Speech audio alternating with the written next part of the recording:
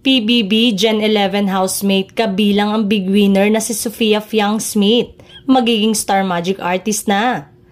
Ang Gen Z housemate na si Fiang Smith ang tinanghal na big winner ng Pinoy Big Brother Gen 11. Ayon sa isa sa mga male host ng programa na si Robby Domingo, ay record-breaking ang naganap na botohan para sa Big Four, kung saan nanguna nga ang amakabogerang influencer ng Mandaluyong City.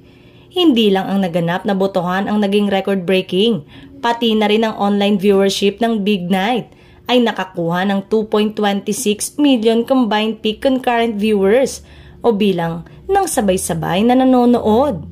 Gumawa nga ng kasaysayan ng Pinoy Big Brother Gen 11 sa YouTube Philippines bilang TV program na may highest peak concurrent views na umabot ng 1.98 million views. Halos triple nga ito sa highest peak concurrent viewership ng teleseryeng FPJ Batang Quiapo. Sa katunayan, opening pa lang ng programa ay nakakuha agad ng 1 million concurrent viewers.